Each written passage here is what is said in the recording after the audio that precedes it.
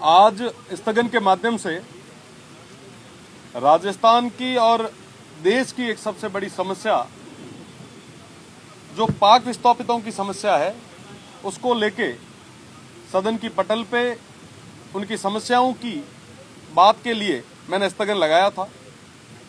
देखिए, पाक विस्थापित जो लोग हैं वो पाकिस्तान में हमारे पड़ोसी उस बेईमान और बदमाश मुल्क में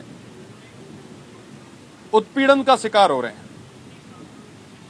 और हम सभी की जिम्मेदारी है, क्योंकि डबल इंजन की सरकार है, सनातन की सरकार है, हिंदुओं का पक्ष रखने वाली सरकार है, तो निश्चित रूप से नैतिक रूप से भी जिम्मेदारी जो है और ज्यादा बढ़ जाती।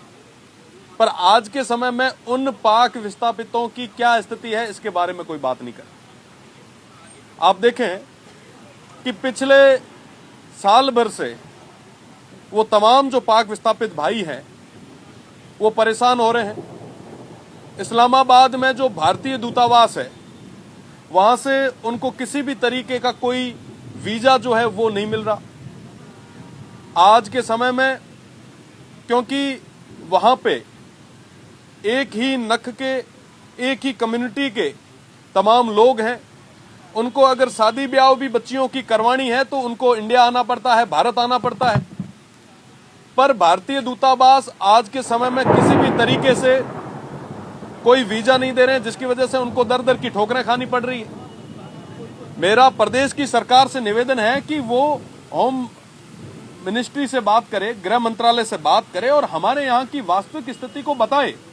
आप देखें कि जिसको अगर वीजा मिल भी जाता है तो उनको बाई फुट आप सीधे आने की अनुमति नहीं देते।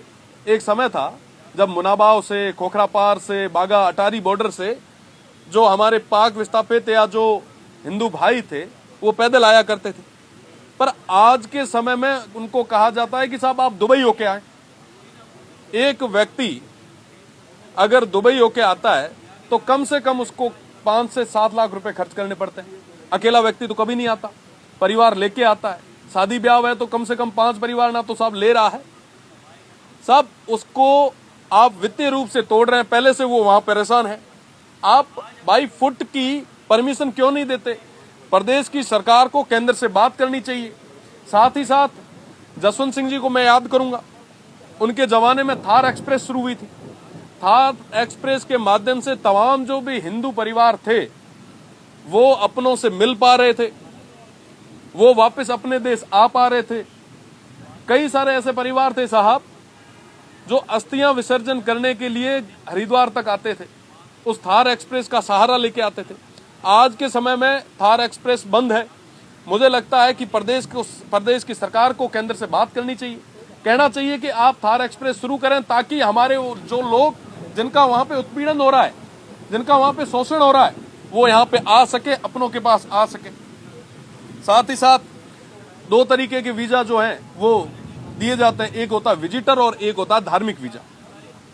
आज के समय में अगर कोई अप्लाई करता है तो अप्लाई करने के बाद में जो स्टेट की जो इंटेलिजेंस है, जो यहाँ पे FRO ऑफिसेज है, वो उन पे डिनाई कर देते हैं। जबकि जब आप कोई वीजा अप्लाई करते हैं तो उस समय गारंटर मांगा जाता है। जब गारंटी दे दी आदमी ने, आगे वाले ने कह दिया कि साहब मेरा रिश्तेदार है, मैं गारंटी लेता हूं कि ये मेरे पास आ रहा है, इसका सारा खर्चा मैं उठाऊंगा, उसके बाद भी FRO के द्वारा, स्टेट एजेंसीज के द्वारा उनके जो वीजाज है उनको कैंसिल कर दी जाते हैं। सब वो लोग परेशान हो रहे हैं। आज के समय में उनकी बात करने के लिए आप तैयार नहीं है।